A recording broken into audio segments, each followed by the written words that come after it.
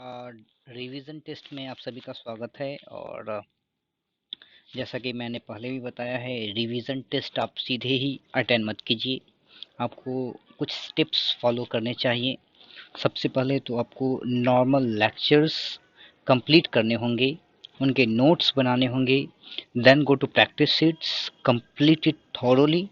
हर questions बनाइए, कोई doubt है तो उसको समझिए, पूछिए, डिस्कस कीजिए। And then go to the revision lectures, उनको देखिए, अपने नोट्स में ऐड ऑन कीजिए। मैंने क्या बताया है कि आपके पुराने नोट्स प्रिपेयर होने चाहिए। लेक्चर जो है रिवीजन वाले, उनको देखिए और उसको ऐड कीजिए। कुछ जो इम्पोर्टेंट चीज़ हो सकते हैं आपको रिवीजन लेक्चर्स में मिल जाए, कुछ हो सकते हैं प्रॉब्लम्स नहीं दिख जाए, उनको अपने नोट्स में डालिए, नोट्स को और अच्छा बनाइए। और उसके बाद आप इस रिवीजन टेस्ट को अटेंड करेंगे तो ज़्यादा फायदा होगा। ठीक है। So I think this test is DRT. This test is DRT 4, DRT 1, DRT 1. Okay. So first of all, our question is from inorganic, and the question says कि आपको क्या करना है। स्पेसीज हमारे पास तीन है and you have to arrange it in increasing order. क्या है? Lone pair. आपको पता चलना चाहिए लोन पेयर कहाँ, सेंट्रल एटम। तो हमारे पास तीन स्पेसीज हैं, that is the XeF2, another we have ICl3, and the third one we have is SO2. इनको आपको अरेंज करना है। क्या? इन पे लोन पेयर्स कौन से? तो सेंट्रल मेटल कौन कौन होंगे? Xe, xenon, then iodine and then sulphur. We have three central atom. चलिए शुरुआत करते हैं। आपको पता है कि 8 एटम होते हैं जनरली, कि सेंट्रल एटम पे वैलेंस इलेक्ट्रॉन 60 होते हैं। अब देखिए जेनोन में उस 8 एटम में से 2 इलेक्ट्रॉन तो चले गए फ्लोरीन को बनाने में, फ्लोरीन के साथ बॉन्ड बनाने में, तो बचे कितने? 8 माइनस 2, बचे 6 इलेक्ट्रॉन। और लोन पेयर में होता है 2 इलेक्ट्रॉन, तो लोन पेयर की संख्या क्या हो गई? 3 हो गई। ICl3 की बात करते हैं। ICl3 का वैलेंस इलेक्ट्रॉन 7 होता है, 7 में से 3 चल गया बॉन्ड बनाने में, बचा कितना? 4। और लोन पेयर में होते हैं 2, तो क्या होंगे? लोन पेयर की संख्या हो गई 2। सल्फर का वैलेंस इलेक्ट्रॉन होता है कितना? 6, और उसमें से 4 इलेक्ट्रॉन चल गए बॉन्ड बनाने में, बच गए कितना? 2। लोन पेयर में कितना होता है? 2 इलेक्ट्रॉन होता है, तो नंबर ऑफ लोन पेयर क्या हो गया? 1 हो गया। अब बताओ, इंक्रीजिंग ऑर्डर में आपको सजाना है, तो सबसे पहले सबसे कम जो लोन पेयर है वो SO2 में है, तो क्या होगा? SO2 होना चाहिए। उसके बाद ICl3 आना चाहिए, क्यों? इसमें 2 लोन पेयर हैं तो ICl3 आएगा। और इसके बाद क्या होगा? XeF2 आएगा। ठीक है। चलिए अगला प्रश्न हमारा क्या है? विच of the following molecule vacant orbital is not necessary for dimer. सबसे पहले पता होना चाहिए कि डाइमर क्या होता है। देखो सिंपल सी बात है कि कभी कभी क्या है ना, मॉलिक्यूल अकेले स्टेबल नहीं होते हैं, मॉलिक्यूल अकेले स्टेबल नहीं होते हैं। तो क्या होता है, उनको क्या करना पड़ता है, उनको दूसरे मॉलिक्यूल, अपना मॉलिक्यूल हुआ उसके साथ क्या करते हैं, बॉन्ड फॉर्मेशन करते हैं और मोर स्टेबल स्ट्रक्चर बनाते हैं। तो सिंपल सबसे बात है, स्टेबिलिटी के लिए ये सब की जाती है। तो आपको पता है कि BH3 होता है, डाइमर फॉर्म करता है, दैट इज B2H6 का नाम सुना होगा आपने कभी ना कभी। सिमिलरली ये भी डाइमर फॉर्म करता है, ये भी डाइमर फॉर्म करता है। अब आपको ये पता करना है कि कैसे, किस में वैकेंट ऑर्बिटल यूज हो रहा है, किस में नहीं हो रहा है। तो ध्यान से देखोगे तो बोरोन जो होता है, बोरोन जो है यहाँ पे 3 बॉन्ड बना रहा, तो बेचारे का ऑक्टेट कंप्लीट नहीं हो रहा है। क्या है? इलेक्ट्रॉन डिफिशियंट स्पीसीज आपने सुना होगा इसको बोलते हैं। तो इनके पास क्या होता है? वैकेंट। इनके पास क्या होता है? वैकेंट, वैकेंट पी ऑर्बिटल होते हैं, वैकेंट पी ऑर्बिटल होते हैं। ठीक है, इनका यूज करते हैं, तो ये वैकेंट ऑर्बिटल का यूज करता है। AlCl3 भी वैकेंट ऑर्बिटल का यूज करता है। अब बोलोगे सर जी CH3COH में कैसे होगा? अब बॉन्ड बना के देख लो ना। तो this is CH3, C double bond OH। अब देखो ध्यान से, तो हर एटम का ऑक्टेट कंप्लीट है, यानी कि यहाँ पे न इस कार्बन के पास, न इस कार्बन के पास, ऑक्सीजन के पास, किसी भी ऐसे एटम के पास वैकेंट ऑर्बिटल अवेलेबल नहीं है। बट फिर भी एसिटिक एसिड डाइमर फॉर्म करता है। वो डाइमर फॉर्म करता है हाइड्रोजन बॉन्डिंग के कारण। किसके कारण? हाइड्रोजन बॉन्डिंग के कारण। ओके, तो ये आई थिंक आप लोगों ने ये स्ट्रक्चर कहीं ना कहीं जरूर देखा होगा, आपके एनसीईआरटी में ये स्ट्रक्चर दिख जाएगा। तो ये डायमर फॉर्म करता है किसके कारण, हाइड्रोजन बॉन्डिंग के कारण। ठीक है, तो इसमें कोई वैकेंट ऑर्बिटल का यूज नहीं होता है, ये फॉर्म करता है हाइड्रोजन बॉन्डिंग के कारण। क्वेश्चन नंबर 3 की बात करते हैं कि which molecule is polar, underline polar. तो पोलर के लिए क्या है कि आपको डायपोल मोमेंट का थोड़ा सा नॉलेज होना चाहिए। देखो ये क्या है, क्लोरीन है, तो क्लोरीन ऐसे खींचा, ये क्लोरीन ऐसे खींचा, एक दूसरे को क्या हुआ, कैंसिल आउट कर दिया, तो डायपोल मोमेंट क्या हो गया, जीरो हो गया। इसका स्ट्रक्चर बनाते हैं, तो इसका स्ट्रक्चर कुछ ऐसा दिखेगा। ठीक है, ये कार्बन है, ट्रिपल बॉन्ड है नाइट्रोजन, कार्बन है, ट्रिपल बॉन्ड नाइट्रोजन, तो इसका भी डायपोल मोमेंट क्या हो गया, जीरो हो गया। क्यों, क्योंकि ये कैंसिल आउट कर रहा है, इसके मैग्नीट्यूड को कैंसिल आउट कर, क्यों, 180 डिग्री, 180 डिग्री। अब बात करते हैं इसकी, ठीक है, किसकी, इस पार्टिकुलर मॉलिक्यूल, इसमें दो OH ग्रुप है, तो एक OH कुछ ऐसे होगा, अनदर OH क्या होगा, कुछ ऐसे हो सकता है, या आप समझ लो ऐसे भी हो सकता है, अगर इस डायरेक्शन में हो जाए, क्या ही फर्क पड़ता है। ये जो है, ये जो OH है, इसको ऐसे समझने की भूल ना करेंगे आप लोग। कैसे, ये समझने की भूल ना करें आप लोग। अगर ये समझने की भूल नहीं करेंगे तो आपको पता चलेगा कि इस मॉलिक्यूल में डायपोल मोमेंट जीरो नहीं होता है। अब बोलोगे सर ऐसे क्यों नहीं होगा स्ट्रक्चर, वाटर का स्ट्रक्चर आपने देखा, ये दो लोन पेयर को आपने कहाँ भगा दिया, इन दो लोन पेयर को भी कहीं ना कहीं तो रहना पड़ेगा। तो ये दो लोन पेयर आपका कहा थोड़े मानेंगे कि ना भैया हमको तो 180 डिग्री दूर रहना है। आपको पता है कि ये ऑक्सीजन sp3 हाइब्रिडाइज्ड है, sp3 हाइब्रिडाइज यानी कि ये टेट्राहेड्रल शेप लेगा, टेट्राहेड्रल शेप लेगा कि उसको लोन पेयर को या तो यहाँ पे रहना पड़ेगा और एक लोन पेयर को यहाँ पे रहना पड़ेगा। तो आपको मॉलिक्यूल्स के हिसाब से चलना है, अपने हिसाब से नहीं। मॉलिक्यूल्स को जो पसंद है वो करने दीजिए, आप जो है अपना बात मत कीजिए। तो आपको क्या समझ में आएगा कि ये जो है, इसका जो क्या कहते हैं डायपोल मोमेंट होगा और इसका जो डायपोल मोमेंट होगा वो एक दूसरे को कैंसिल आउट नहीं करेगा और सम अमाउंट ऑफ मैग्नीट्यूड आपको दिखेगा, and that's why this particular molecule is not non-polar, this is polar molecule। आगे बढ़ते हैं, which of the following show minimum ionic mobility।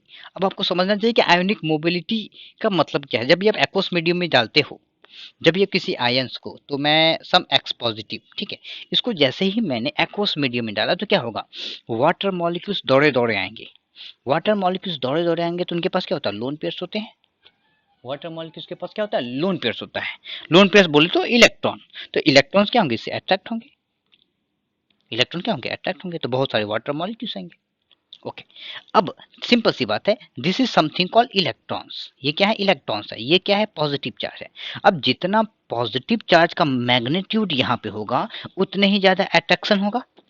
Physics की बात पता ही है, फिजिकल टू क्या होता है, के Q1 Q2 by are square का नाम सुना है आपने। यानी अगर Q1 Q2 ज्यादा उतना ज्यादा फोर्स। तो अगर इस पे इस पे वाटर का तो आपको पता है कि इलेक्ट्रॉन क्या है, वाटर मॉलिक्यूल्स पे जो चार्ज होंगे वो तो वाटर जैसा भी रहे चार्ज तो सेम होने वाला है। पर जितना ज्यादा इस आयन पे पॉजिटिव चार्ज, उतना ज्यादा वो वाटर मॉलिक्यूल्स को अट्रैक्ट करेगा। ये तो आ गया समझ में। अब जितना ज्यादा वो वाटर मॉलिक्यूल्स को अट्रैक्ट करेगा उतने ज्यादा मॉलिक्यूल्स उस पे अट्रैक्ट होते चले जाएंगे, उतने ज्यादा मॉलिक्यूल्स को खींचते चले जाएंगे, वहां पे जुड़ते चले जाएंगे, लेयर बनाता चला जाएगा, लेयर बनाता चला जाएगा और उतना मोटा होता चला जाएगा। ठीक है, उतना मोटा होता चला जाएगा और जितना मोटा होता चला जाएगा उसको उस वाटर में मूव करना मुश्किल हो जाएगा। तो क्या होगा, उसकी मोबिलिटी क्या हो जाएगी, कम हो जाएगी। तो आपको क्या समझ में आना है, आपको इफेक्टिव चार्ज, इफेक्टिव चार्ज आपको पता करना है कि किस पे ज्यादा है। ये काम कर लिया तो आपका काम बन जाएगा। अब इफेक्टिव चार्ज कैसे पता चलेगा, कि आपको छोटे से साइज में ज्यादा सा चार्ज रखना है। अमाउंट ऑफ चार्ज अगर छोटे साइज एटम में या छोटे साइज आयन में अमाउंट ऑफ चार्ज ज्यादा होता है तो वो उस पर इफेक्टिव चार्ज ज्यादा दिखाई देता है। समझ में आया कि आपको, अगर positive charge is present on smaller ion तो उसका इफेक्टिव चार्ज ज्यादा होता है। चार्ज टू साइज रेशियो आपने सुना होगा। तो चार्ज टू साइज रेशियो जिसका ज्यादा उसका इफेक्टिव चार्ज ज्यादा, वही सर्च कर लीजिए यहाँ पे। बेरिलियम सबसे छोटा है इस अपने पूरे ग्रुप में और सब पे +2 चार्ज है, तो amount of charge is +2, but एक इतना छोटा, एक इतना बड़ा, एक इतना बड़ा, तो इस पे जो है इफेक्टिव चार्ज क्या है, बेरिलियम +2 पे इफेक्टिव चार्ज बहुत ज्यादा है। तो ये क्या करेगा, वाटर मॉलिक्यूल्स को ज्यादा अट्रैक्ट करेगा और दैट्स वाई इसकी आयोनिक मोबिलिटी बहुत कम हो जाएगी। Select the incorrect order. देखो इनकरेक्ट ऑर्डर आपको सेलेक्ट करना है। जैसे यहाँ पहला है नाइट्रेट, तो नाइट्रेट क्या होता है, डाउन द ग्रुप करने पर नाइट्रेट की स्टेबिलिटी बढ़ती जाती है ऑब्वियसली। तो आपका जो है पोटासियम ज़्यादा होगा, सोडियम से ज़्यादा होगा, लिथियम सबसे कम होगा, तो ये तो सबसे करेक्ट है। हाँ, सल्फेट की जो सॉल्युबिलिटी है डाउन द ग्रुप क्या होती है, डिक्रीज होती है। बेरिलियम से अगर आप मैग्नीशियम आ रहे हो और कैल्शियम जा रहे हो तो क्या है कि जो है ये होता है आपका सॉल्युबिलिटी। क्यों? क्योंकि आपको पता है SO4 2-, ये क्या है, एक बड़ा सा आयन होता है।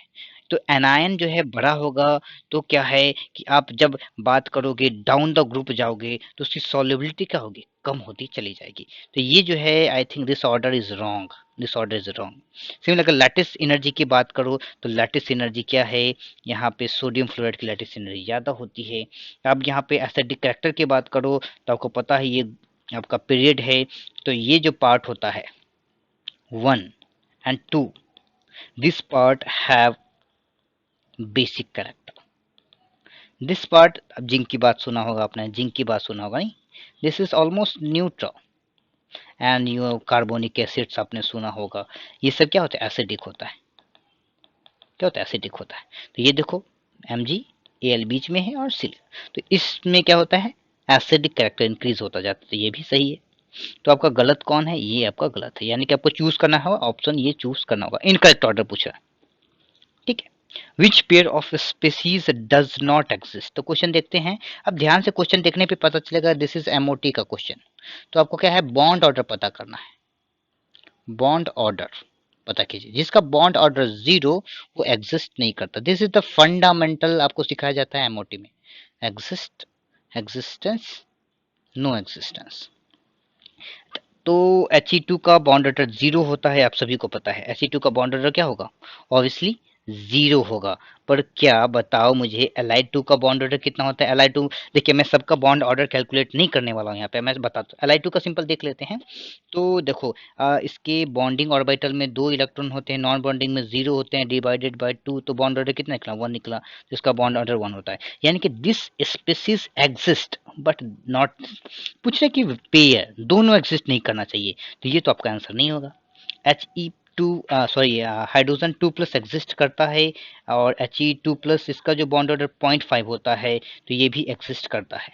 चलो Be2 यानी कि बोरोन 2+, इसका बॉन्ड ऑर्डर आपको निकालना, आपको पता ही है, अगर B2 का निकालना है तो 6 माइनस कितने bonding orbital, 6 - 4/2 that is equal to 1, तो ये एग्जिस्ट करता है, यानी कि ये भी नहीं होगा।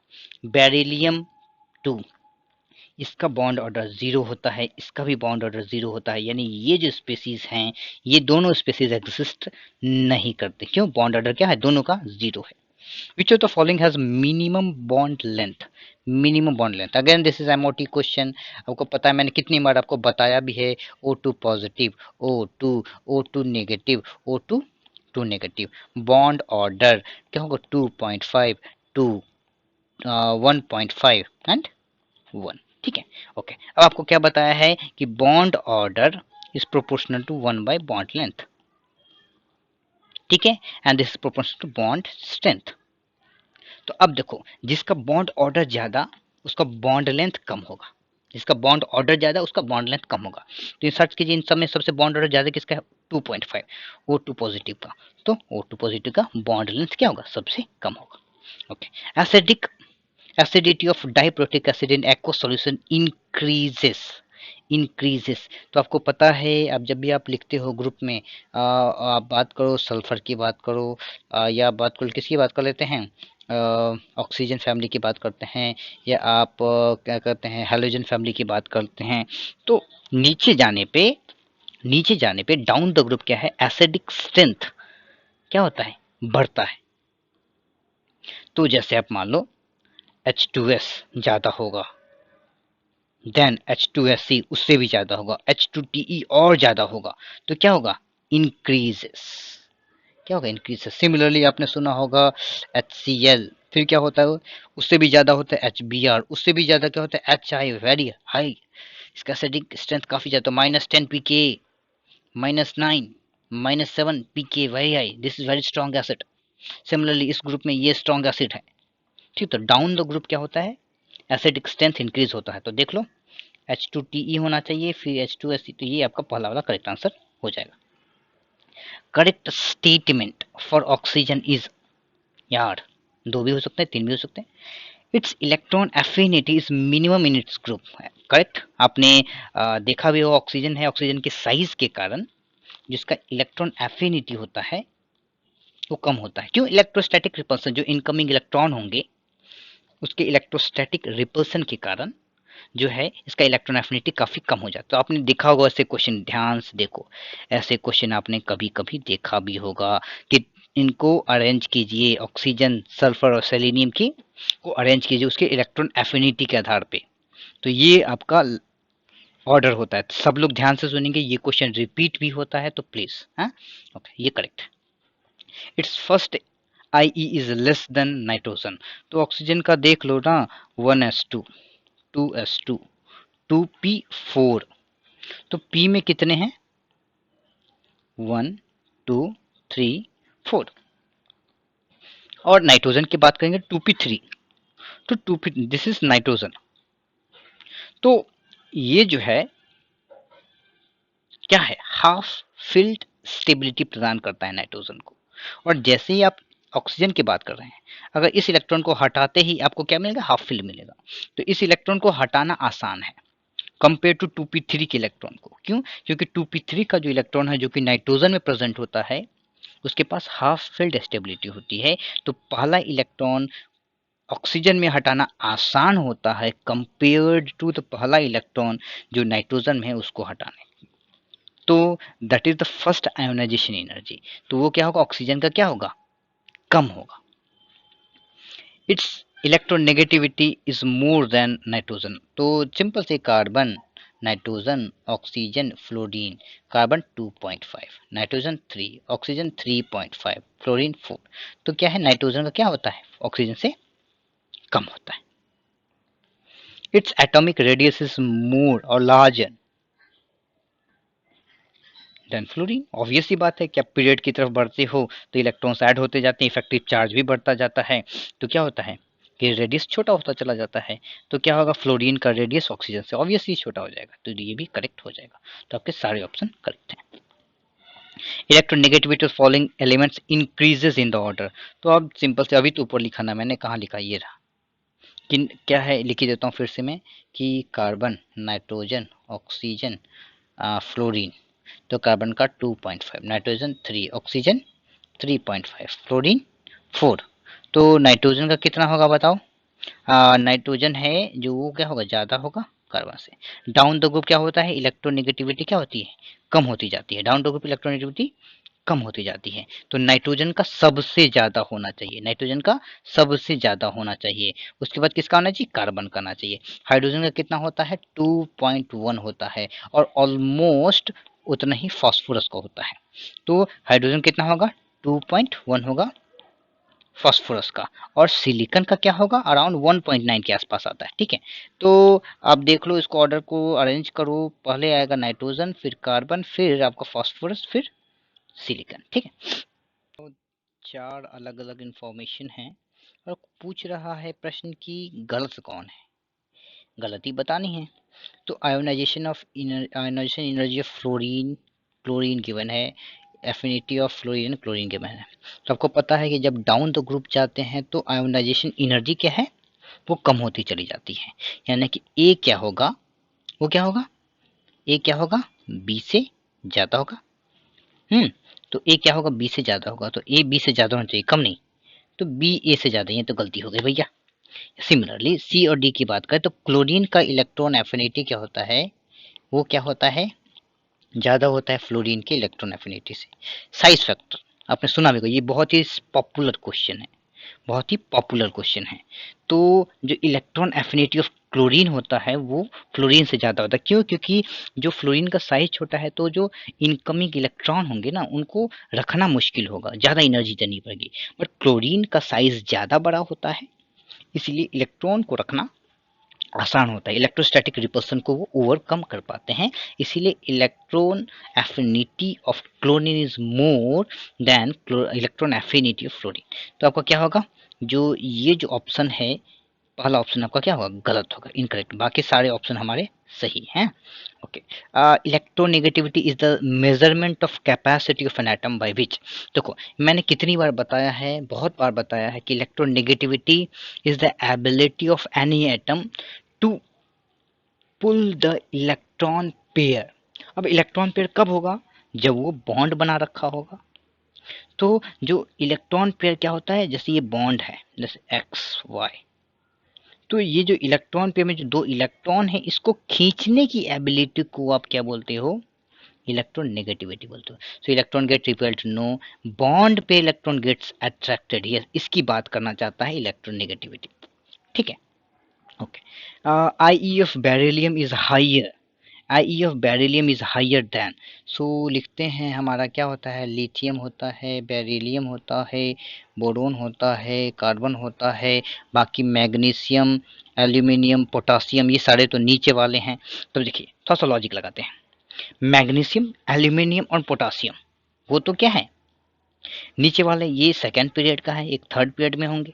तो down the group, down the period जाएंगे, नीचे वाले पीरियड में क्या होगा कि जेड इफेक्टिव बढ़ेगा, पर जो इलेक्ट्रॉन है बाहर इनको निकालना आसान होगा। क्यों? क्योंकि न्यू सेल में है सारे इलेक्ट्रॉन्स। तो डाउन द ग्रुप क्या होगा, आई घटेगा, डाउन द ग्रुप क्या होगा, आई घटेगा। यानी कि पोटासियम से, एल्यूमिनियम से और मैग्नीशियम से बेरिलियम का आई तो ऑब्वियसली बात है कि ज्यादा होगा, यानी कि बी डी ई होना चाहिए। तो B D E, B D E होना चाहिए। अब हमें चेक करना है ए में और सी में।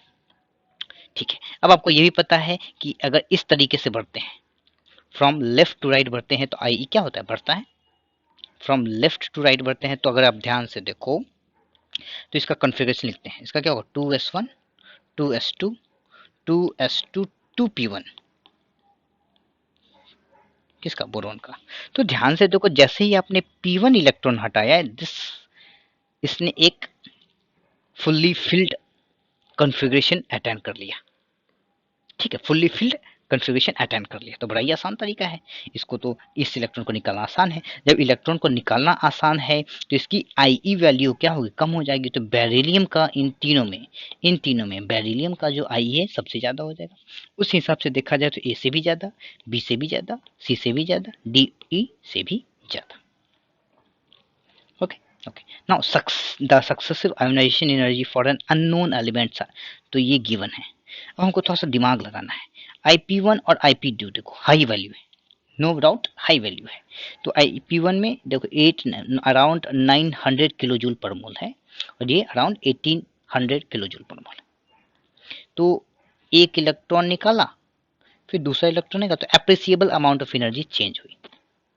बट जैसे ही आपने दो इलेक्ट्रॉन निकाल के तीसरा इलेक्ट्रॉन निकालना चाह रहे हो, क्या हो गया भैया, बड़ी मुश्किल हो गई। सीधे 1800 से आप पहुंच गए हो सीधे 15,000 किलो जूल। यानी कि इस इलेक्ट्रॉन को निकालना ऑलमोस्ट इम्पॉसिबल होगा। यानी कि ये ऑलरेडी एक नोबल गैस कॉन्फ़िगरेशन पता कर रखा होगा। यानी कि आप यहाँ पे नोबल गैस पहुंच गए हो, समझ गए, नोबल गैस पहुंच गए हो। तो आपने क्या किया है, दो इलेक्ट्रॉन को निकाला है तो कोई नोबल गैस पहुंचे हो। इसका क्या मतलब होगा बताओ, इसका ये मतलब होगा कि नोबल गैस के में दो इलेक्ट्रॉन जोड़ दीजिए तो जाके आप उस पीरियोडिक टेबल में पहुंच जाओगे। ये है पीरियोडिक टेबल, यहाँ पे है नोबल गैस। इसमें एक इलेक्ट्रॉन जोड़ोगे तो यहाँ पहुंचोगे ग्रुप नंबर 1 में, दूसरा इलेक्ट्रॉन जोड़ोगे पहुंचोगे ग्रुप नंबर 2 में। तो कहाँ पे होगा, यहाँ पे इस जगह पे होगा, यानी कि किस में होगा, 2A में होगा। ठीक है, ओके। आगे बढ़ते हैं। In which of the following case the size ratio is maximum. Size ratio is maximum. अच्छा, अब साइज रेशियो बोलोगे सर कैसे बताएं, हमको तो वैल्यू ना पता। तो थोड़ा सा दिमाग लगाना है, काम चल जाता है। ये क्या है, लिथियम नेगेटिव एंड लिथियम। तो इसमें क्या है, effective charge, effective charge help करेगा आपको। मैंने इलेक्ट्रॉन प्रोटॉन खींचना और गिनना बताया था। लिथियम में टोटल नंबर ऑफ प्रोटॉन्स कितने होते हैं बताओ, 3, 3 proton plus 3 electron. Lithium negative में 3 प्रोटॉन प्लस 4 इलेक्ट्रॉन। हाइड्रोजन में बताओ। अब देखो दिक्कत क्या हो रही है भैया मेरे, इलेक्ट्रॉन आएगा तो साइज इंक्रीज होगा।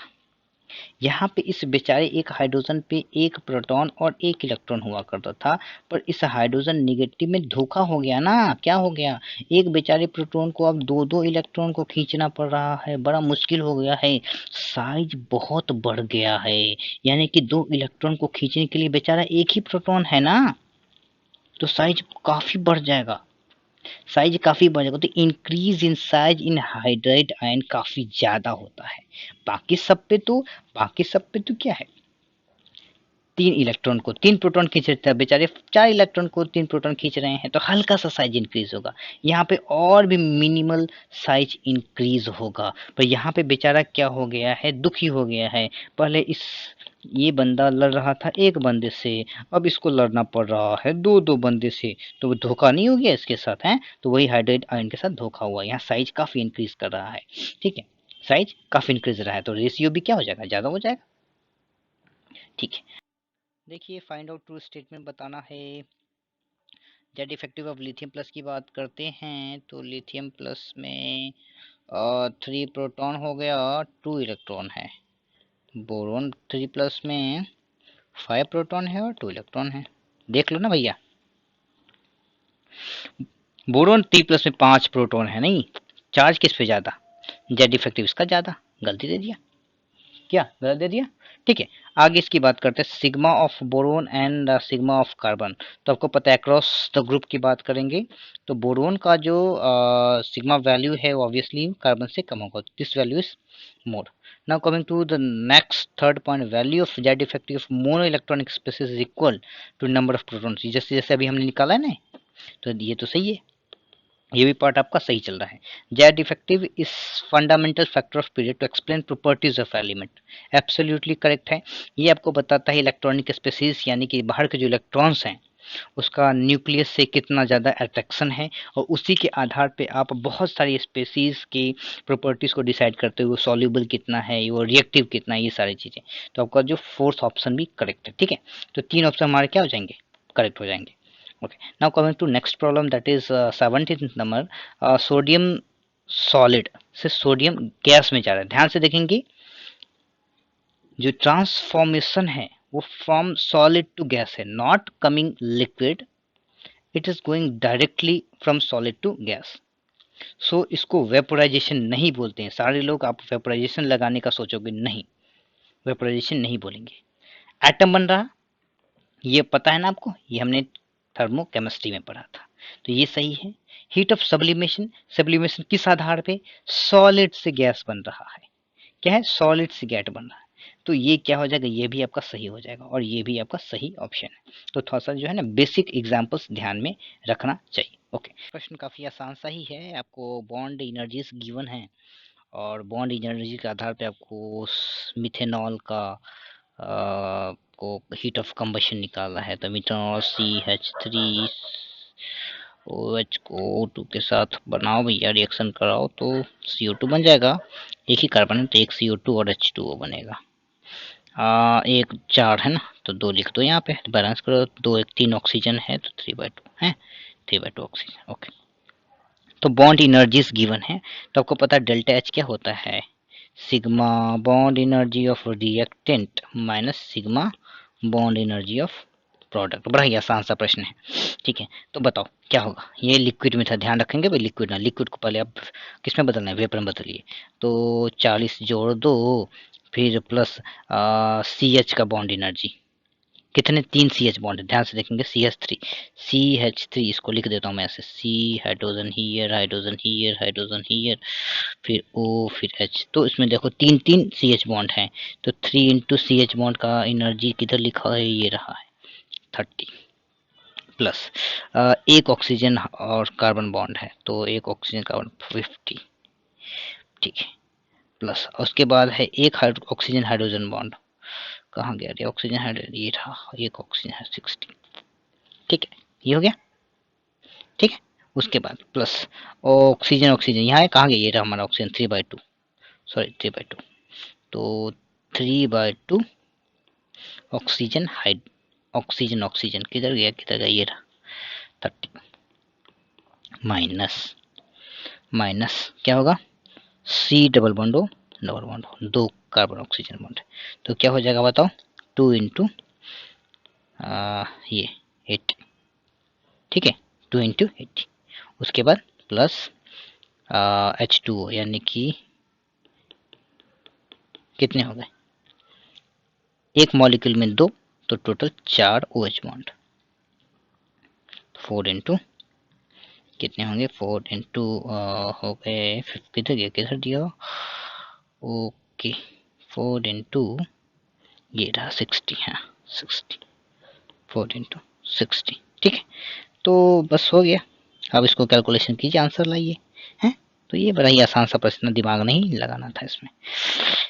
देखो इसके भी सॉल्यूशन दे रखे हैं, चलिए देखते हैं। How much energy is released when 6 moles of octane is burnt in air, octane यानी कि O8 हाइड्रोजन कितने हो जाएंगे, 16 + 2 18 प्लस क्या ऑक्सीजन के साथ रिएक्शन कराइए, बन गया आपका सॉरी CHM, तो 8 moles of CO2 and H2O, तो 18 है तो 9 डाल दो। ऑक्सीजन की संख्या गिनते हैं, 8 इंटू 16 प्लस 9 25, तो 25/2, ओके। अब देखो क्या वैल्यूज क्या है, delta H formation of CO2 H2 given है, तो बड़ा सिंपल है, delta H is equal to delta H formation of product minus delta H formation of reactant. इसको लिखिए और आंसर लाइए। इसका क्या हो जाएगा बताओ, ऑक्सीजन का क्या होगा ये मुझे बताओ, delta H formation of oxygen, क्या ये गैस है, जी हाँ गैस है। ये क्या लिक्विड बनेगा, जी हाँ लिक्विड बनेगा। ये क्या गैस बनेगा, जी हाँ गैस बनेगा। ये कौन से फॉर्म में रहेगा, लिक्विड में रहेगा, जी हाँ लिक्विड में रहेगा, है। तो ये बेसिक चीज आपको पता है।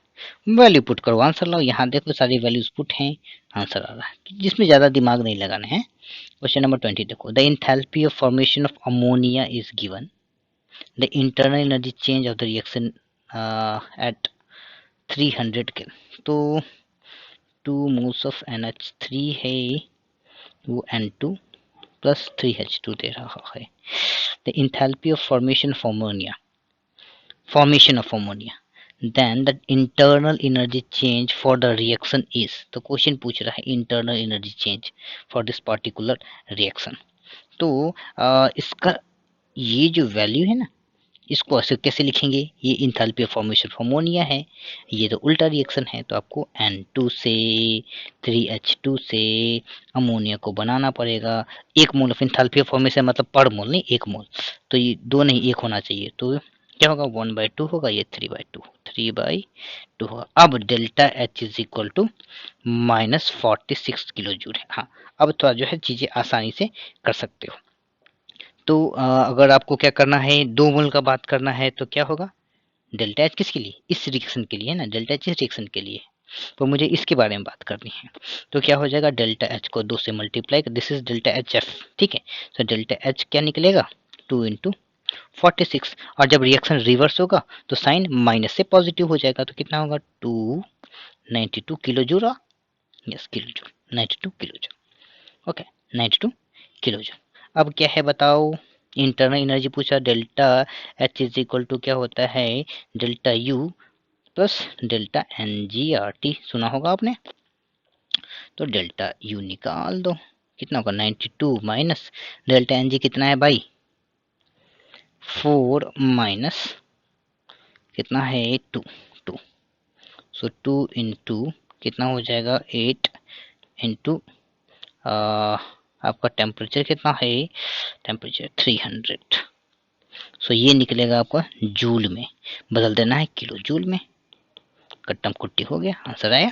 ठीक है, सो आंसर कितने का 92 minus 8 into 3 into 2 6, 6 into 8 48, 4.92 minus 4.8, so around 87, नहीं 87 के आसपास आंसर आ जाएगा। और वो क्या पॉजिटिव होना चाहिए बाबू, ध्यान रखना इन चीजों का। For the following reaction 2a plus b giving c, delta h is given, delta h is given, delta h is equal to 400 kilojoule per mole, and delta s is given, delta s is given as 2 kilojoule per Kelvin. Calculate the temperature above which the reaction becomes spontaneous. Reaction becomes spontaneous. आपको क्या पता है, delta G is equal to delta H minus क्या होता है, T delta S होता है। Reaction spontaneous कब होगा बताओ, जब delta G is less than zero, यानी कि ये जो आपका है delta H minus T delta S है वो लेस देन जीरो है, यानी कि डेल्टा एच जो है वो less than T delta S हो, या ऐसे बोल सकते हैं कि delta H by delta S हो वो टी से छोटा हो है, तो वैल्यू निकालो। तो जो टी होना चाहिए वो क्या हो, ग्रेटर देन होना चाहिए किससे, डेल्टा एच की वैल्यू कहाँ गई, 400 है बाय 2 है, तो क्या हो जाएगी बताइए 200 हो जाएगी, कि टी क्या होनी चाहिए 200 से ज़्यादा होनी चाहिए। सर्च करेंगे, ठीक है आगे बढ़िए। In a reversible isothermal process is reversible expansion work done by certain amount of an ideal gas is found to be 50 joule. तो अब देख लो ना भैया, reversible isothermal, isothermal delta U zero, so delta U zero हो गया, तो बताओ कि क्यू की वैल्यू क्या आएगी 50 जूल के बराबर आएगी है। अब बताओ मुझे डेल्टा एस क्या होता है, क्यू रिवर्सिबल बाय टी होता है कि नहीं होता है, क्यू रिवर्सिबल की वैल्यू 50 है कि नहीं है, हैं डिवाइडेड बाय टी, यानी कि केल्विन में बदलो इसको, कितना होगा 27 प्लस 273 300 होगा कि नहीं होगा, जीरो जीरो से cancel, so 5/30, so this is coming to be 0.167, नहीं 0.167, so 0.16 इसका आंसर होगा। Question 20, if the internal energy of an ideal gas decreases by the same amount as work done by the system, the process will be, ओ भाई साहब क्या हो रहा है, यानी कि Q और W का जो मैग्नीट्यूड है वो सेम रह रहा है, delta U is equal to Q plus W, यानी देखो, तो जब ये वैल्यू इंक्रीज है तो ये वैल्यू डिक्रीज हो रही, या ये डिक्रीज होगी तो ये इंक्रीज होगी, अमाउंट सेम है, यानी कि डेल्टा यू पे कोई इफेक्ट नहीं पड़ा, यानी कि ये क्या हो जाएगा बताओ, सॉरी ये क्या इंटरनल एनर्जी, नहीं ये हटाओ हटाओ हटाओ, delta U is equal to Q plus W. तो जो इंटरनल एनर्जी अगर आपका डिक्रीज हो रहा है तो उतना ही आपका work done by the system हो रहा है। इसका क्या मतलब, ये और ये एक दूसरे से रिलेटेड है, इसमें कोई इफेक्ट नहीं आ रहा, नो इफेक्ट ऑन क्यू। अब मुझे बताओ कि ऐसा कौन सा प्रोसेस है जिसमें क्यू चेंज नहीं होता, ठीक है, जिसमें नो क्यू चेंज है, यानी कि क्यू डेल्टा क्यू क्या होगा जीरो होगा, यानी क्यू में चेंज नहीं आ रहा। ये तभी होता है जब प्रोसेस आपका एडियाबैटिक होता है। एडियाबैटिक प्रोसेस में आपका इंटरनल एनर्जी और वर्क डन एक दूसरे को कंपनसेट करते हैं। विच of the following correct option for free expansion, free expansion ध्यान से रखेंगे अंडर एडियाबैटिक, एडियाबैटिक मतलब क्यू जीरो, फ्री एक्सपेंशन का क्या मतलब delta T zero, work done zero, ये सारी बातें आपको पता है, सर्च करो। तो क्यू जीरो डेल्टा टी, ये तो गया क्यू जीरो, ये भी गया Q zero delta T zero double done, यानी कि तीसरा ऑप्शन होगा है। Okay, what will be the change in internal energy when 12 kilojoule of work is done on the system, so delta u is equal to q plus w, so work is done on the system यानी कि क्या हो गया 12 kilo joule plus sorry plus 12 and क्या हो गया है 12 kilo joule heat is given by the system, heat खत्म हो गई है, सिस्टम से बाहर चली गई है, तो -2, टोटल हो गया 10 kilo joule plus 10 kilo joule, ठीक है। Okay, the unit of a in van der Waals equation, P plus a n square by V square, नहीं ये होता है। आपको बताया कि सेम जो टर्म का यूनिट सेम होता है, तो p का जो यूनिट होगा वो ए एन स्क्वायर वी स्क्वायर के बराबर होगा, यानी a का जो यूनिट होगा वो P V square by n square के बराबर होगा। p मतलब एटीएम, v मतलब कि अगर आप एसआई की बात करते हो तो किसके बराबर होगा बताओ? यहाँ पे देख लो डीएम क्या है, तो dm cube, metre cube dm cube. और वॉल्यूम क्या होता है? नहीं ये तो गया, सॉरी सॉरी है, एटीएम सॉरी डीएम क्यूब बट्टे मोल स्क्वायर। सो डीएम नहीं ये होगा ना dm cube to the power 2, so ये होगा atm dm to the power 6 mole to the power -2। ठीक है, मोल टू द पावर -2। तो आई थिंक ये आपका करेक्ट ऑप्शन हो जाएगा है। In the van der Waals equation state for a non-ideal gas, the term that accounts for intermolecular यही है ना, p plus a n square by v square v minus n b is equal to nRT। तो ये आपको gases volume के बारे में बताता है, ये बताता है टर्म कि जो आपका है एट्रैक्टिव फोर्स है, तो ये जो है आपको एट्रैक्टिव फोर्स के बारे में बात करता है। दिस 320 आपको पता है, दिस एन एल एम की बात करते हैं, तो एन की वैल्यू 3, एल की वैल्यू 2, एम की वैल्यू 0, सो 3d और 0 किसकी डी स्क्वायर की होती है, तो 3d इज स्क्वायर आपका करेक्ट आंसर होगा। Which is not in accordance with Aufbau principle, यानी कि क्या हो बिल्डिंग अप, आपको पता ऑफ बॉब प्रिंसिपल यानी बिल्डिंग अप। तो okay, तो कौन सा ऐसा ऑर्बिटल है जो बिल्डिंग अप एनर्जी फॉलो नहीं कर रहा है, बिल्डिंग अप एनर्जी फॉलो नहीं कर रहा है? तो ये बंदा तो बहुत अच्छी बात है फॉलो कर रहा है, जिसकी एनर्जी कम हो इलेक्ट्रॉन पहले उसमें जाने चाहिए, ये भी फॉलो कर दिया। देखो 2s का जो एनर्जी है वो 2p की एनर्जी से कम है, तो पहले ये फिल होना चाहिए था और तब इलेक्ट्रॉन्स इसमें आने शुरू होने चाहिए था, तो भाई ने 2 इलेक्ट्रॉन पहले ही यहाँ भर दिए हैं, तो ये गलत है, ये आपका गलत है। ठीक है, ओके।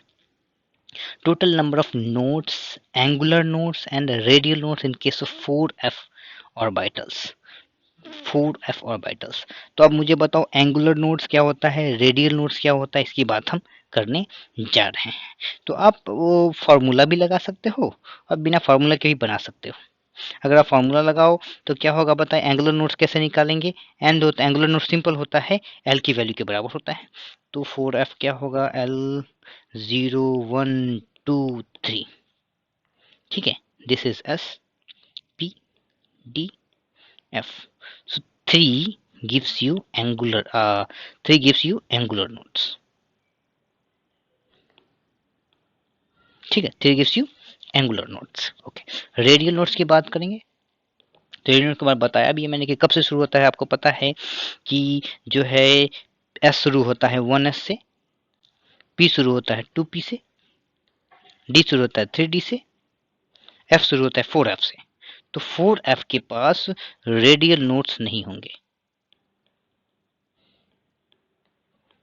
0 होंगे। यस, 5f के पास 1 होंगे, 6f के पास 2 होंगे, पर 4f से शुरू होता है, 1s के पास नो रेडियल नोड्स, 2p के पास नो रेडियल नोड्स, 3p के पास नो, तो टोटल क्या हो गया 0 + 3, कितने हो गए 3, टोटल कितने हो गए 3 हो गए। तो देख लो सर्च करो, total number of nodes is 3, radial nodes कितने होंगे, radial sorry angular nodes 3 and radial nodes 0। Clear, okay. देखो अब इसमें 31 क्या है आपको बताना है, जो हाइड्रोजन एटम के लिए सही है वो बताना है। देख लो क्या सही है, A spectrum of it is always same as 1, मतलब ये आपके ड्यूटेरियम के बराबर 1s2, नहीं भाई मेरे, आपको सिंगल इलेक्ट्रॉन सिस्टम की बात की थी, तो ये ऐसा नहीं करना है, ये आपका अलग क्या है, अलग आइसोटॉप है, ये अलग आइसोटॉप है, इसका जो स्पेक्ट्रम है ऑलवेज सेम नहीं होता है। ठीक है, if electron is at distance 4.76 angstrom, it's angular momentum is 3h, correct, ये करेक्ट है। या 1s देखो सिंगल इलेक्ट्रॉन सिस्टम के लिए 1s की एनर्जी अगर आप बात करो, ऑर्बिटल्स की एनर्जी क्या होती है, बराबर होती है अगर आप उस सेम शेल में है, यानी कि 2s 2p की एनर्जी बराबर होगी, 3s 3p 3d की एनर्जी बराबर होगी, तो ये गलत है। Kinetic energy of electron 1.1 then it's reach to ground state it needs to produce a photon. So देखो ये भी ये चेक कर लो, ये एक्चुअली क्या है, सही है, बाकी जो तीन ऑप्शन है हमारे अलग अलग गलत है। The wavelength of line having minimum wavelength of Brackett series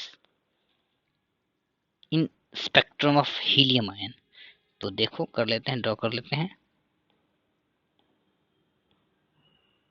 minimum wavelength क्या होता है, मैक्सिमम एनर्जी, मतलब क्या है, वो इन्फिनिटी से आनी चाहिए। तो आपको पता है लाइमन सीरीज 1 पे आता है, बाल्मर सीरीज 2 पे आता है, उसके बाद क्या आता है बताओ, पास्कियन आता है, फिर ब्रैकेट आता है, तो 4 नंबर पे आना चाहिए। कहाँ पे आना चाहिए, 4 नंबर पे आना चाहिए। कहाँ से, इन्फिनिटी से, तभी जो एनर्जी होगी इसकी मैक्स होगी। तो H C by lambda is energy that is equal to 13.6 into 1 by क्या होगा बताओ, 1 by 16 minus 1 by infinity. Solve कीजिए, या आप इस फॉर्मूला को भी यूज कर सकते हैं। तो समझना है कि ब्रैकेट जो आता है वो 4 नंबर पे आता है, और कहाँ से आना चाहिए, इन्फिनिटी से, तभी आपको एनर्जी मैक्स मिलेगा, एंड उसके करस्पॉन्डिंग जो लैम्डा होगा वो सबसे छोटा होगा। ठीक है, ओके, ठीक ना।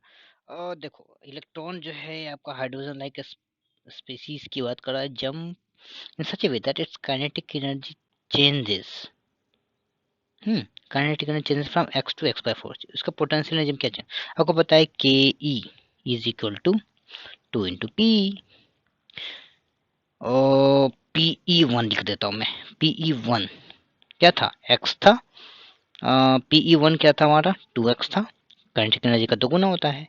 पीई 2 क्या हो गया, 2 into x/4, so this is nothing but x/2।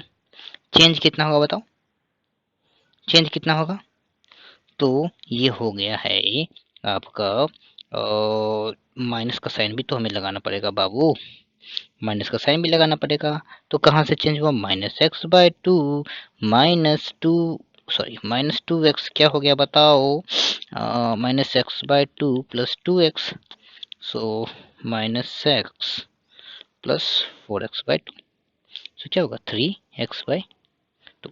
Okay, the shortest wavelength of helium ion, अच्छा इसके सॉल्यूशन भी दे रखे हैं, इसको देखते हैं।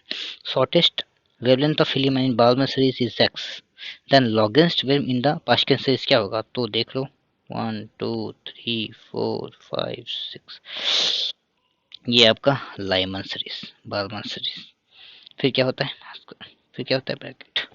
ओके, अब देखो क्या है, जब शॉर्टेस्ट वेवलेंथ की बात करेंगे इन बाल्मर सीरीज, तो कहाँ से आ रहा होगा, इन्फिनिटी से 2 नंबर पे आ रहा होगा, इन्फिनिटी से 2 नंबर पे आ रहा होगा। ठीक है, तो क्या है 1/4 और 1/infinity का यूज किया इसने है।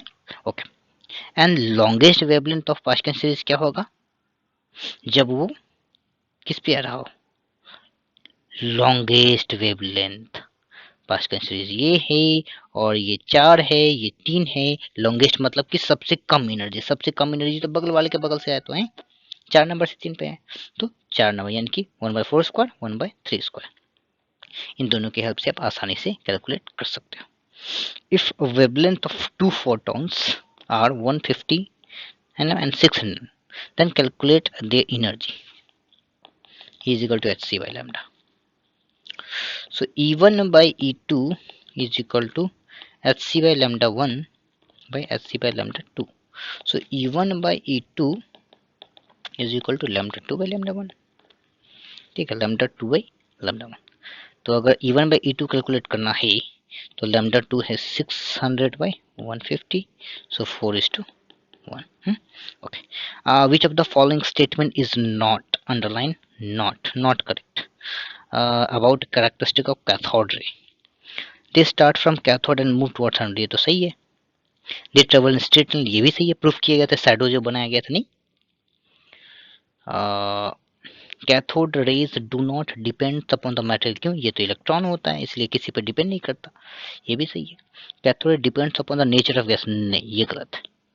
इसकी बात मैंने बहुत रिपीटेडली मैंने बताई है, ये तो गलत होना ही नहीं चाहिए ये क्वेश्चन। तो 37 देखो, 2.34 gram impure sodium chloride is treated with excess of AgNO3, NaCl को आपने AgNO3 के साथ ट्रीट किया, क्या बनेगा? AgCl प्रेसिपिटेट प्लस क्या होगा? NaNO3। चलो देखते हैं क्या है। Then 2.87 silver chloride, 2.87 silver chloride precipitate हो गया। ध्यान से देखेंगे क्या कि जितने mole of silver chloride precipitate उतने ही मोल्स ऑफ NaCl होने चाहिए, नहीं एक क्लोराइड है, इतना तो समझ में आया। तो इसका नंबर ऑफ मोल्स निकालें, divided by 143.5, so this is coming 0.02, that gives you कि हमारे पास कितने होने चाहिए? 0.02 मोल्स ऑफ NaCl रिएक्शन किए होंगे, इतने ही मोल्स ऑफ NaCl रिएक्शन किए होंगे। What is the percentage of purity of sodium chloride? अब ध्यान से देखो, मैंने क्या बोला, ये इम्प्योर है जो हमने सैंपल लिया, और उसमें हमें अमाउंट ऑफ NaCl एग्जैक्टली कितना मिला? 0.02 मोल। मास निकालते हैं इसका, तो 0.02 मल्टीप्लाई विथ NaCl का molar mass 58.5, this is the mass of NaCl, pure NaCl divided by 2.34, ये क्या आएगा? ये आ रहा है आपका 50%, क्यों? 100 से मल्टीप्लाई करेंगे तो परसेंट आएगा, तो this is coming to be 50%। 10 gram of hydrogen and 64 gram of oxygen क्या है? दोनों को रिएक्शन करवा दिया आपने, ठीक है। 10 gram of hydrogen and 64 gram of oxygen को रिएक्शन कराने चाहते हो। मोल ऑफ वाटर प्रोड्यूस्ड, तो बनाओ भैया, रिएक्शन कराओ, H2 plus O2 giving H2O, 2 मोल। 10 ग्राम हाइड्रोजन का क्या मतलब है? 10 ग्राम हाइड्रोजन का मतलब है कि 5 मोल, ठीक है ना, 5 मोल। 64 ग्राम 64 ग्राम ऑक्सीजन का क्या मतलब है? 2 मोल, 2 मोल्स। लिमिटिंग हमको बताना, लिमिटिंग बताने क्या आते हैं? इसके कोफिशिएंट से डिवाइड किया, 2/1 इज इक्वल टू 2 और 2/5 इज इक्वल टू 2.5। लिमिटिंग कौन है? ऑक्सीजन है, ऑक्सीजन बताएगा प्रोडक्ट कितना बनेगा, तो 1 मोल बनाता है 2, तो 2 मोल बनेगा 4, सो 4 मोल ऑफ H2O बन जाएंगे। कितने? 4 मोल ऑफ H2O आपके बन जाएंगे। 39 क्या बोलता है? 1 gram of magnesium is burned with 0.56 gram oxygen, 5 gram of oxygen in a closed vessel, which reactant is left excess and how much? तो ये लिमिटिंग रिएक्टेंट का क्वेश्चन है, तो आपको नंबर ऑफ मोल्स निकालना पड़ेगा। तो पहले तो मैग्नीशियम को रिएक्शन कर पाइए ऑक्सीजन के साथ, तो MgO बना दिया आपने, 2 मोल्स बनाया, 2 मोल्स बनाया। 1 ग्राम ऑफ मैग्नीशियम है, तो 1 ग्राम मैग्नीशियम है तो 1/24, और 0.56 है तो 0.56 बाय 32, करेक्ट, ओके। तो देख लो क्या हो रहा है। इन दोनों में आपको लिमिटिंग रिएक्टेंट खोजना है, तो इसको देखो मैं क्या करूँगा ना, थोड़ा सा आसान रास्ता अपना, तो 0.6 को 0.56 को 0.5 भी लिखूँ, तो इसको और कैसे लिख सकता हूँ? क्या इसको 1/64 और 60 लिख सकता हूँ? 1/60 तो लिख ही सकता हूँ, 1/60 लिख सकता हूँ, नहीं इसको दूसरे तरह में। तो इन दोनों में लिमिटिंग रिएक्टेंट खोजना है, क्या है? लिमिटिंग रिएक्टेंट खोजना है। तो लिमिटिंग का मतलब है कि इसके कोफिशिएंट से डिवाइड 1/60 डिवाइड 1 में यही रह गया, डिवाइड 2 करेंगे तो इट विल कम अराउंड 40, 1/48। ज़्यादा कौन है? ये 1/48 ज़्यादा है, यानी कि ये आपका एक्सेस है और ये लिमिटिंग है। ऑक्सीजन आपका लिमिटिंग रिएक्टेंट है, सब का सब खत्म हो जाएगा, बचेगा कौन? Mg बच जाएगा, Mg आपका बच जाएगा, ठीक है। अब कैसे पता करेंगे कि कितना बचा हुआ है? तो देखो 0.56 जो सॉरी 0.56 बाय 32 मोल रिएक्शन करेगा, कितने के साथ? Into 2, this much moles of Mg क्या करेंगे? रिएक्शन कर लेंगे, ठीक है, this much moles of Mg reaction कर लेंगे। बचेगा कितना? 1 minus 0.56 by 16, this is the moles क्या होंगे, रिएक्शन करने वाले हैं। और मैग्नीशियम का मोलार मास क्या होता है, 24 होता है। तो दिस इज द ग्राम्स, आपका क्या होगा, बचा रह जाएगा। तो mg बचेगा यहाँ, mg बचेगा यहाँ। अब इसमें क्या है, 8 से भाग देते हैं, तो 3 बार में यहाँ लगा, 2 बार में यहाँ लगा, कि क्या होगा बताओ, 0.28 है। तो 1 माइनस क्या होगा, 4, और ये हो जाएगा आपका कितना बताओ, 8 है। सो 0.16, ठीक है, थर्ड आपका करेक्ट आंसर हो जाएगा। What volume of air measured at 0 degree centigrade and 1 atm is needed to burn completely? Underline air. 2 liter of butane, C4H10, C4H10 plus O2, तो 4 mole of CO2 plus 5 mole of H2O, तो oxygen कितना हुआ बताओ भैया, कितना हो गया, 8 plus 5 13/2 है। सो 1 लीटर को चाहिए 13/2 लीटर, तो 2 लीटर को चाहिए, 2 लीटर को चाहिए होगा 13 लीटर ऑफ ऑक्सीजन। ध्यान से देखेंगे, 13 लीटर ऑफ ऑक्सीजन चाहिए होगा, ठीक है, 13 लीटर ऑफ ऑक्सीजन चाहिए होगा। तो बताओ एयर कैसे निकालेंगे, देख लो ना, क्या दिक्कत, 13 लीटर ऑफ ऑक्सीजन आपको पता है, क्या पता है कि एयर जो होता है वो उसमें 20% ऑक्सीजन होता है। तो 20% ऑक्सीजन होता है, तो अब बताओ उसमें 20 लीटर है 100 लीटर एयर में, तो 13 लीटर होगा कितने में बताओ जरा, 100 बटे 20 इंटू 13 कर देंगे, कट्टम कुट्टी 5, 13 into 5 that is equal to 65 litre. देखो, this much atom of an element weighs 1.15 gram, तो ये एटम में कितने मोल है वो पता कर लेंगे, एटॉमिक मास निकल जाएगा। So 3.011 into 10 to the power 22 divided by number Avogadro number 6 into 10 to the power 23। ये तो एक बार 5, ये 1 गुने 10 to the power -1 आ रहा, 10 to the power -2 कर दिया, तो इसको लिख सकते हैं क्या 10/2। सो 5 into 10 to the power -2 लिख सकते हैं। सो 0.05 मोल का जो मास है वो 1.15 है, तो एक मोल मास कितना होगा 1.15 डिवाइड बाय 0.05। तो बताओ, दो बार में कटा, 3 बार में कटा, तो 23 नहीं, 23 क्या है, 23 आ रहा है, 23। ध्यान से एटॉमिक मास पूछ रहा है, तो AMU में आप लिखोगे। उसके बाद देखो क्वेश्चन नंबर 42 क्या बोल रहा है, 3 moles of Fe ferrous nitrate, ferric nitrate, और 4 मोल ऑफ आपका सोडियम कार्बोनेट है, रिएक्ट कर रहा है। If 6.4 mole of sodium nitrate are formed obtained, तो देखो ध्यान से 6.4 मोल ऑफ सोडियम नाइट्रेट, तो ध्यान से देखेंगे ये जो है आपके पास 3 मोल्स ऑफ फेरिक नाइट्रेट है, 4 मोल ऑफ सोडियम कार्बोनेट है। तो लिख देता हूँ reaction, 3 moles of Na2CO3 6 mole of NaNO3, ठीक है। अब देखो जो 6 मोल ऑफ NaNO3 है वो कितने मोल से प्रोड्यूस किया जाएगा बताओ, NaNO3 नहीं, तो 6 मोल ऑफ NaNO3 प्रोड्यूस किया जाएगा 3 मोल ऑफ Na2CO3 के द्वारा।